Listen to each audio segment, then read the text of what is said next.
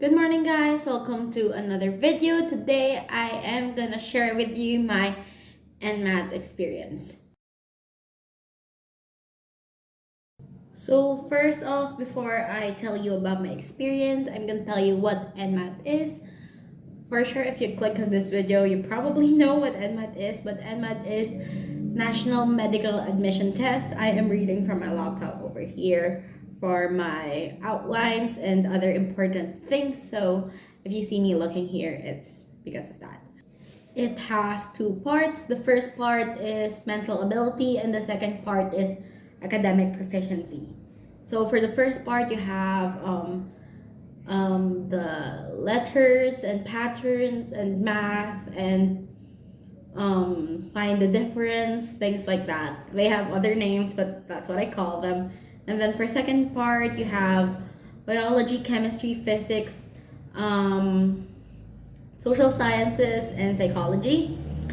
Well, I don't know if the two are the social sciences and the psychology are apart, but I studied them differently. So that is what Nmat is.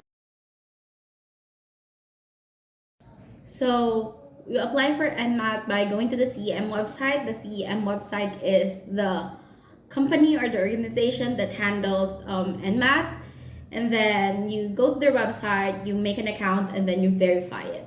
After you verify it, you need to pay for your Nmat, which is around 1,400, which is what I paid. I'm not sure if that's still right now how much it is, but you pay for your Nmat, and then they will send you an email of when you are taking it. You are allowed to choose while verifying your account on the day you want to take the Nmat. I chose to take the Nmat on a Sunday afternoon.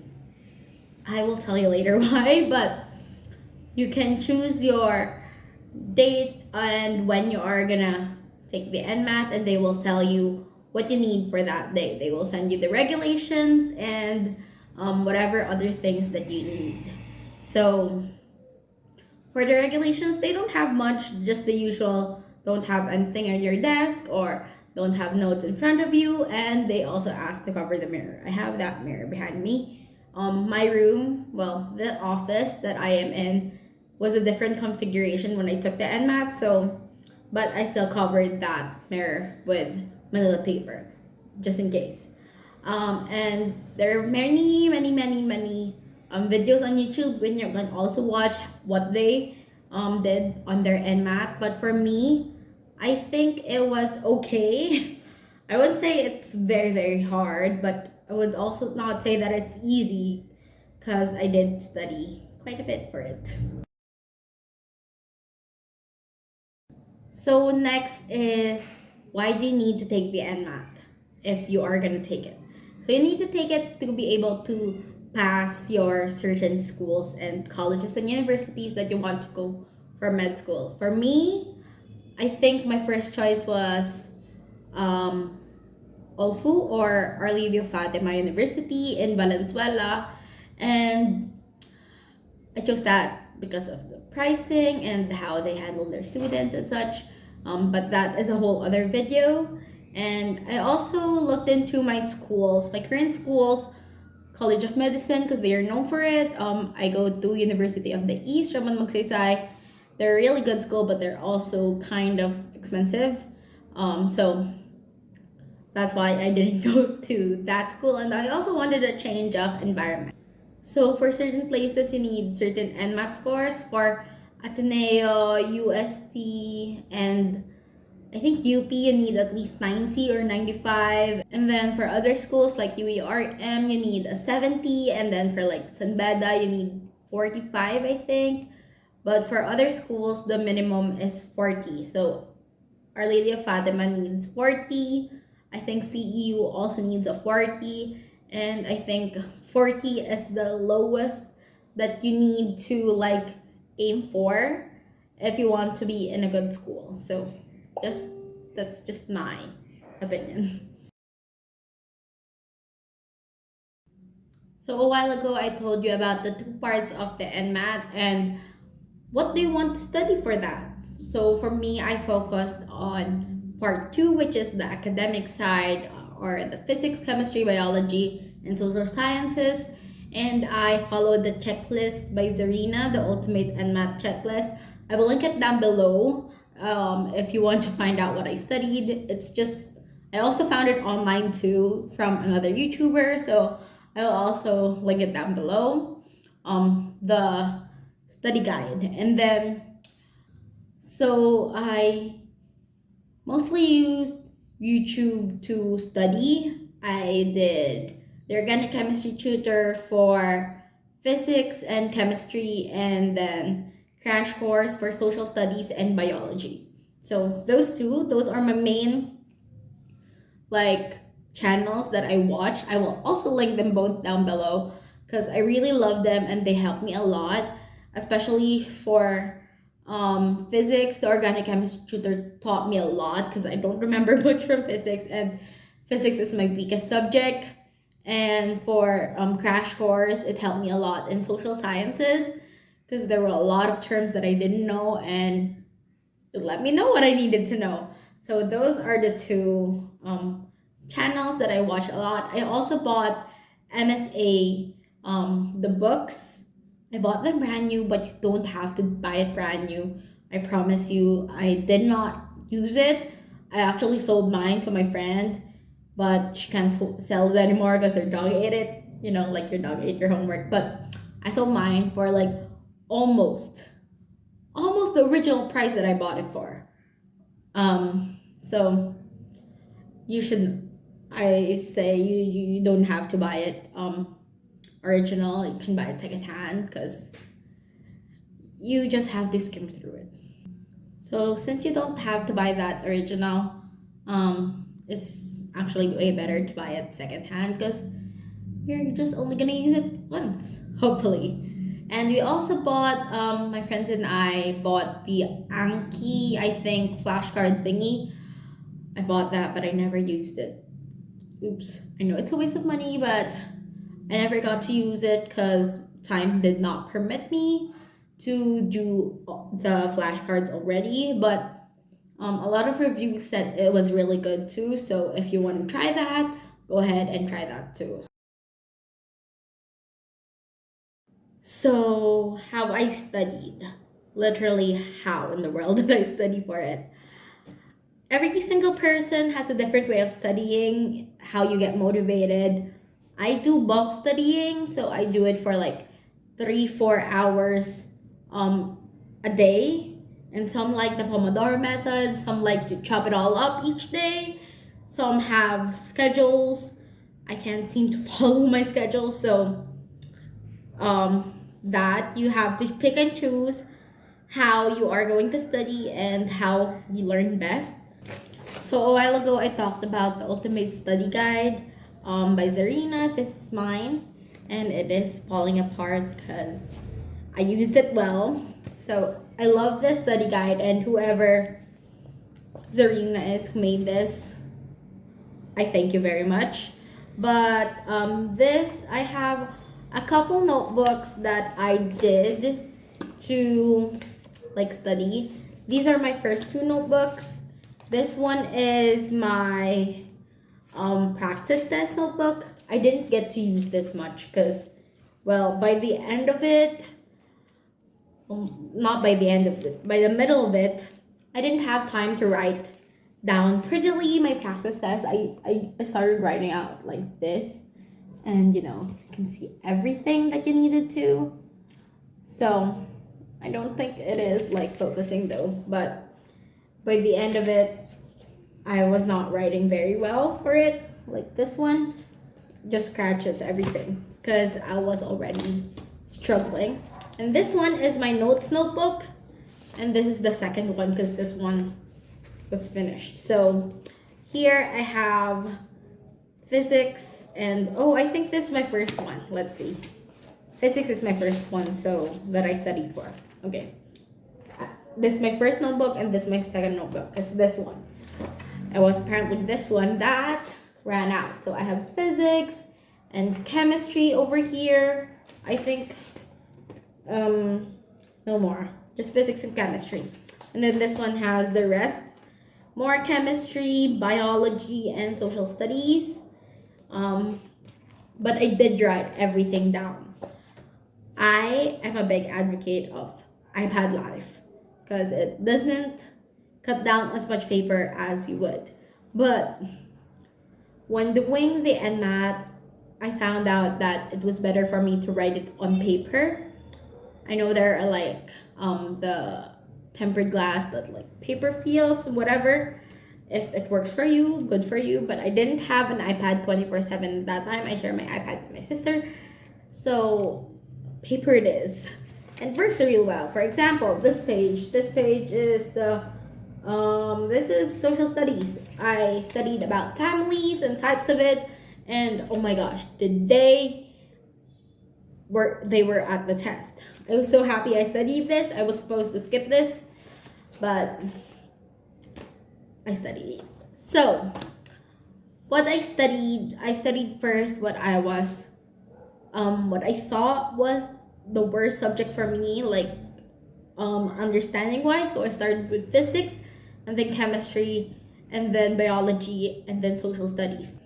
So that's how I went with it, using the two channels that I talked about a while ago. And then by like a few days before the exam, I was exhausted from studying because filling up 3 notebooks and a lot of files is a lot. So I resorted to using the MSA books. This is where they come in. So before I took the exam, there was a surge in COVID cases. Lucky for me, I didn't have COVID, and lucky for me, there were no classes because of it. Although I do feel it's not right to say that I was happy about it. I was just grateful that I did have the time to study because there were no classes. So if you're gonna choose your schedule, choose the best time for you, depending on your schedule. So once again, before the exam, I was exhausted studying. So I did practice tests. And the MSA books are a lot of practice tests, and then at the back they tell you how to answer the questions. So I did that for 3 days. Not a lot, like 30 minutes each day, an hour each day. We went to the COVID vaccine in Intramuros, and there was like a 3 hour line, and that's what I did. I didn't watch a movie. I just like went through the practice test, and then my sister and I ate, and then I just studied bit by bit. And what I can do, I didn't finish the entire book. I didn't finish the 4 books. I just pick and chose. Sometimes I was like, okay, open to this page, and that's what I'm gonna study. Because I was so tired of studying for the Nmat at that point. Because I started very early. I took the exam at January, like the second week of January or third week, and then I started studying like May, June, like that, because I was gonna take it on October, and then we moved it.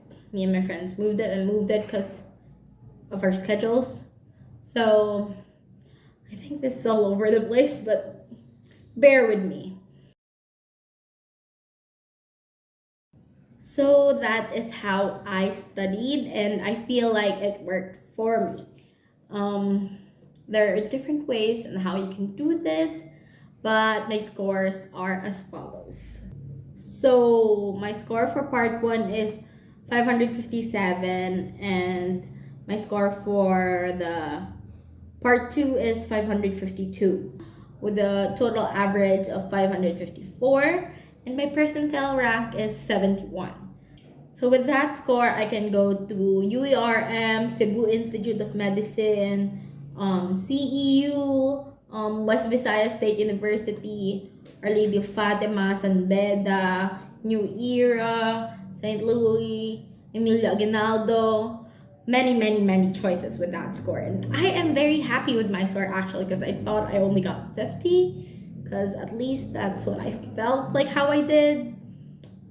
But I'm very grateful for my family that supported me through all this when I was so into studying that I don't do any household chores. Well, I do some, but not much compared to what I currently and usually do. So I'm very thankful for my family for supporting me for this. Lastly, I have some tips for everyone. So for part one, I actually ran out of time answering it.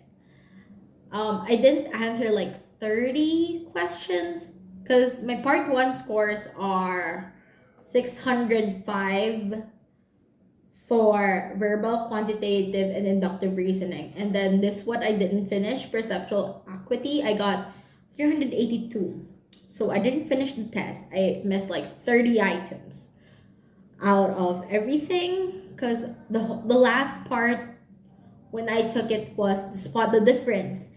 And I didn't take all of those. And a couple before that, I was just like, C, C, C, C, C, C, C, because there was no time at all. So for me, I think my first tip is going to be manage your time wisely. This is saying it very lightly. This is very hard to do, but manage your time. If you don't know the answer, just go ahead and skip it or press C or any letter you can think of. But for me, if I knew that I wasn't gonna finish, if I don't know the answer, I'm probably just gonna press C or A or whatever letter. And then for part one also, practice tests. There's no other way to study for that for me other than practice tests. And there was one part there, I think the ABCD and the 1, 2, 3, you put a bond paper in front of your study area and you just place A and then one at below it and then throughout the whole alphabet. So for example, 10 is J and Y is 25. So it's very easy to remember because it's always right in front of you to find out what letter it is.